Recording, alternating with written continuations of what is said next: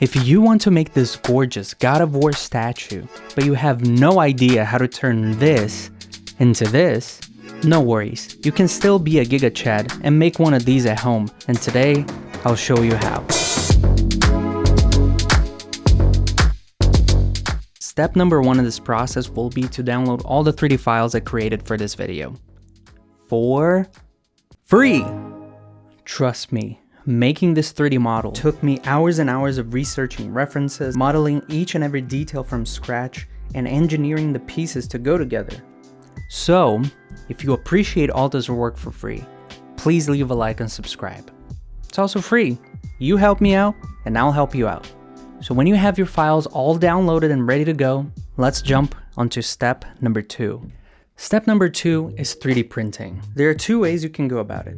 FDM or resin 3D printing. FDM is easier and cheaper, but you get less detail on your model. Resin is messy, stinky, but it will give you a lot more detail. So for this video, I'll be using resin. Drop your files in your software of choice. Here, I'm using Lychee Slicer, and keep the most important details facing up. Hollow out big parts if you want to save some resin, and add supports. Once everything's done, you export the file to your flash drive, plug it into the printer, and get ready to print. But here's a quick PSA. Make sure you're wearing gloves, a mask, and protective eyewear when dealing with resin. Uncured resin can and will give you allergic reactions, so please, protect yourself, pour the resin, and let the magic happen.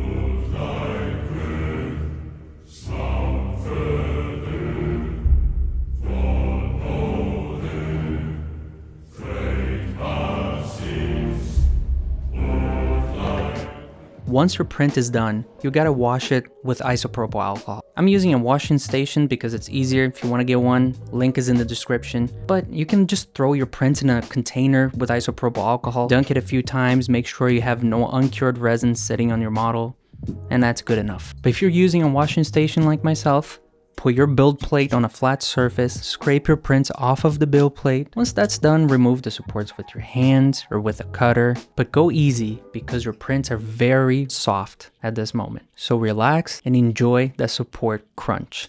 After all that's done, you gotta cure your prints. In my case, I'm using a curing station that comes bundled with the washing station. But hey, if you don't want to spend any money, just go outside. Okay, the sun is free. Cure your 3D prints for about 6 minutes and check this out. The prints are beautiful and full of detail. And the translucent Mjolnir is chef's kiss.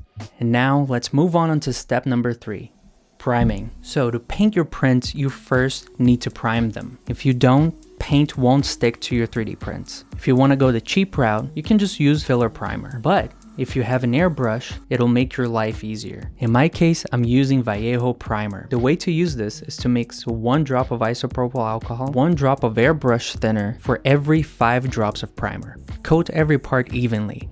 Once you're done, let it dry for 5 minutes and then prime it again. And your print should have this cool black matte finish. For the Mjolnir in the base, I'm using this masking liquid to cover the small details and the cracks. Use a fine brush to do this and let it dry before priming. We're gonna peel it off at the end to expose the translucent resin. The next step is just to spray some white paint from the top just to create some highlights and shadows that will make the details pop out. It'll make your life easier when painting these prints. And check this out. You can see the wrinkles on his face. And now it's time to jump onto step number 4, painting. I'm using Vallejo acrylic paints, an airbrush, and paintbrushes of all sizes. Now, pull up references from Sony's website. Go on Google and type God of War cosplay guide and you find everything you need to start working. Here I have my partner doing most of the painting because honestly, she's much better at this than I am. But the idea here is to follow the reference. Work from dark to light colors and go a little bit crazy. If it's too even or too nice, it'll look unnatural. This is worn out leather, so the more organic it looks, the better. For the gold details, just go with a fine brush and add those in. And for the stitching, you'll need calm hands. If you have shaky hands like myself, just do your best, okay?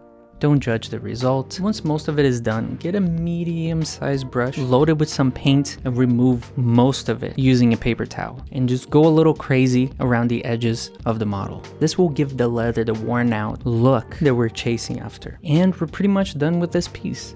To make the small cracks and crevices pop a little bit more, we're using a wash. We're specifically using Vallejo washes. Load that brush with a wash and paint over the details on your model, and then use a paper towel to remove most of it. What we're looking for here is just a little bit of a shadow to make the statue look more three-dimensional. The final touch is to paint the corners and the edges with lighter colors, just like we did with the skirt, and you'll have a beautifully painted pair of legs. For the rest of your statue, use the same technique. Go from dark to light to small details to even smaller details and finishing touches. Do this for the right and left arm, the cape and the chest, the base, Mjolnir, and a Kratos axe. If you take your time and follow the reference, I'm sure you end up with something amazing. Now for the face, we'll need to pay a bit more attention. Here we will have to paint some fleshy undertones. Paint his nose and ears with a pinkish red color, and for the rest of his face, just use a yellowish bone color. You can use a hair dryer to speed up the process, and now we'll paint another layer on top of this of a yellowish white color to bring everything together. Remember, he's the ghost of Sparta, so he's supposed to look unnaturally white. Go in with a fine brush and paint his scar and eyebrows, and for his dark circles around his eyes, use a black wash or a very thinned out black paint. This way you'll still have some skin color instead of just pure black dark circles. The beard is pretty straightforward, dark to light to details. Now to paint the eyes, use a pencil or a pen to mark where you think the pupils should be at. Use this as a reference to paint the iris. Paint a brown circle, then a smaller, lighter brown circle, and then place a black dot for the pupil and a tiny white dot for the highlight. Last but not least, you use some red paint to draw his tattoo, and voila, we're ready to put this together. This is probably the most exciting part, seeing all of this work come together. For this part, you need super glue and hot glue. Use super glue to connect Kratos' skirt, head, upper body, and arms. And this is how he looks right now. We'll glue the axe later. Now for the base, we'll cover it with some snow. I'm using Vallejo ground texture. Spread it all over the snowy base to give it some snowy texture. Just do whatever feels best for you. Just leave a little bit of a flat surface so you can glue Kratos on top of that flat surface. And here we're painting the rocky details after we put it all together. Now peel off the masking that we put on the base and on the Mjolnir. Now pass some lights through the hole to get to the Mjolnir and stuff it with lights. Use hot glue to stick the Mjolnir to the base, roll up the rest of the lights, and use more hot glue to put it together. And you should have a beautiful glowy base. Now we're gluing the feet to the base with more hot glue, and once that's dry, paint the final layer of snow on the feet. Also paint some snow on the bottom part of his pants, on top of the boots, and more importantly, the cape and his beard. And after all this work, you should be the ultimate Giga Chad with a beautiful Kratos statue that will grace your home. If you enjoyed this video, please leave a like and subscribe, and let me know if you try to make this at home. Was it easy? Was it tough? Did you have any problems? Maybe I can help you out. And consider supporting me on Patreon. I want to make bigger, crazier things, and for that, I'll need your help, so any help is appreciated. Thank you very much, and I'll see you in the next video. Ciao.